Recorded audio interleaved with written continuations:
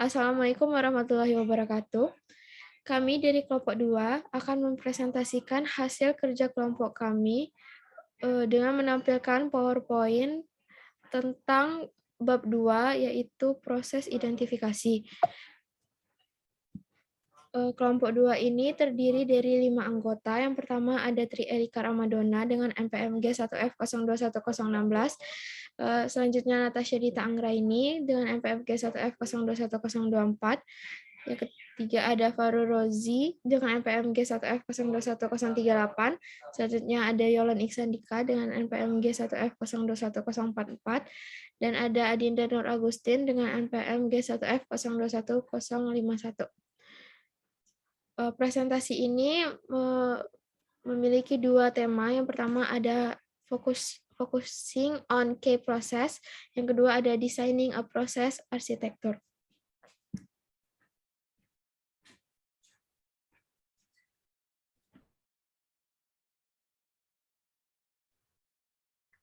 Oke, pada poin pertama ini ada focusing on key process, yaitu berfokus pada kunci proses. Control case atau conclusion matrix. Matriks yang memiliki jenis kasus yang berbeda sebagai kolom dan fungsi yang berbeda sebagai baris. Sebuah sel dalam matriks berisi X jika fungsi yang sesuai dapat dilakukan untuk jenis kasus yang sesuai. Di sini ada jenis kasus berdasarkan jenis pelanggan. Pada poin pertama ada untuk pelanggan pribadi.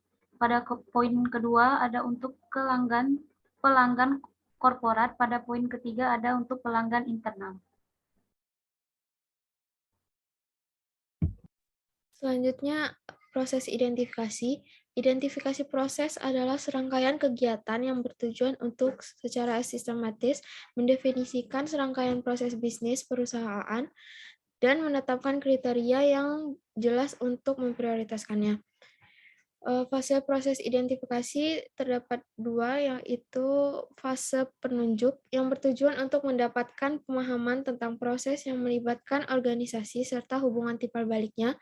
Yang kedua ada fase evaluasi yang bermaksud untuk mengembangkan prioritas diantaranya untuk kegiatan manajemen proses, seperti pemodelan desain ulang, otomatisasi, pemantauan, dan lain-lain. The designation phase, yang dimana kriteria ini akan dipertimbangkan untuk menentukan rantai operasi mana yang dapat dilihat sebagai membentuk proses bisnis independen dan mana yang dipandang sebagai bagian dari proses lain. Adapun 3 proses utama untuk mengidentifikasi. Pertama yaitu mengembangkan produk baru, yang dimana pengembangan ini dilakukan oleh suatu perusahaan untuk mengembangkan produk-produk yang terbaik pada pelanggan. Kedua, yaitu memberikan produk pada pelanggan. Produk yang diberikan perusahaan ini merupakan produk-produk terbaik yang telah diciptakan dari perusahaan tersebut sebagaimana mestinya, dan agar pelanggan merasa puas terhadap produk yang telah diberikan. Yaitu ketiga, proses utama mengidentifikasi ketiga yaitu mengelola hubungan pelanggan. Hubungan yang diberikan suatu perusahaan kepada pelanggan yaitu hubungan yang berdasarkan SOP yang telah dijalankan dan telah diterapkan oleh suatu perusahaan berdasarkan visi dan misi yang telah ditetapkan oleh suatu perusahaan.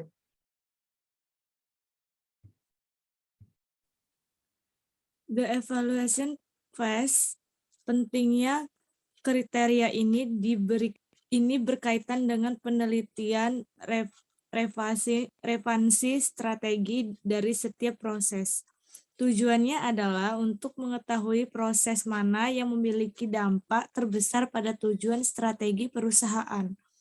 Misalnya mempertimbangkan profitabilitas, kontinuitas, atau kontribusi untuk tujuan umum. Masuk akal untuk memilih proses tersebut untuk manajemen proses aktif yang paling langsung berhubungan dengan tujuan strategi suatu organisasi. Ada 5 level maturitas capability, maturity, model intelligence atau disingkat dengan CMMI. Yang pertama yaitu ada level 1, organisasi menjalankan prosesnya secara ad hoc tanpa definisi yang jelas dari proses ini, kontrol hilang. Yang kedua yaitu level kedua, perancangan proses bersama dengan pemantauan dan pengendalian proyek telah dipraktikkan. Level ketiga yaitu memungkinkan pemangku kepentingan dari seluruh organisasi terlibat dalam dokumentasi dan analisis proses. Terus ada level keempat, kinerja proses organisasi dilacak, manajemen proyek dilakukan dengan menggunakan teknik kuantitatif. Level kelima yaitu organisasi telah menetapkan manajemen kinerja organisasi yang disertai dengan analisis dan resolusi kausal.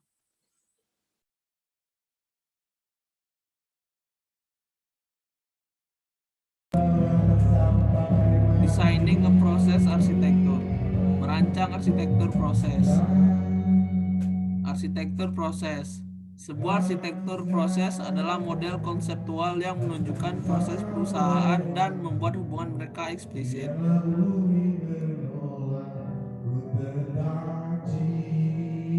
Tujuan utama identify case type.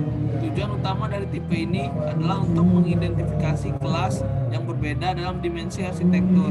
Proses ini adalah untuk menentukan cara yang berbeda di mana proses serupa ditangani dalam organisasi.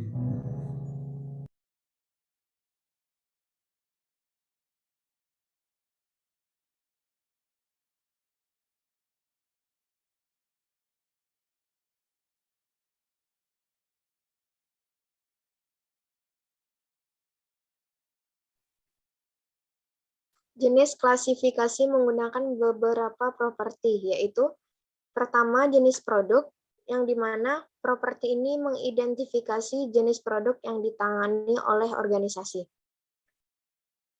Kedua yaitu jenis layanan, mengidentifikasi jenis layanan yang ditangani organisasi serupa dengan cara jenis produk mengidentifikasi jenis hasil nyata. Ketiga yaitu saluran. Properti ini mewakili saluran yang digunakan organisasi untuk menghubungi pelanggannya. Selanjutnya, identify function for case type. Identifikasi fungsi ini memerlukan wawancara dengan orang yang berbeda dalam organisasi. Wawancara ini berfungsi untuk mengidentifikasi fungsi secara langsung atau untuk memeriksa sejauh mana fungsi dari model referensi berlaku untuk organisasi.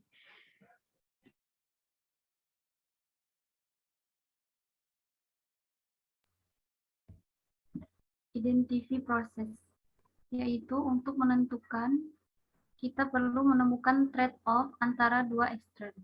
Satu di mana seluruh matriks membentuk satu proses besar, dan satu di mana setiap persilangan dalam matriks membentuk sebuah proses.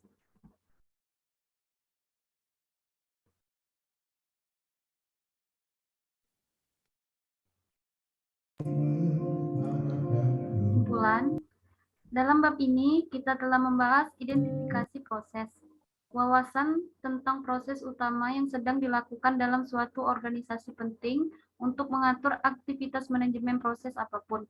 Fase evaluasi diidentifikasikan untuk memprioritaskan analisis proses dan upaya mendesain ulang.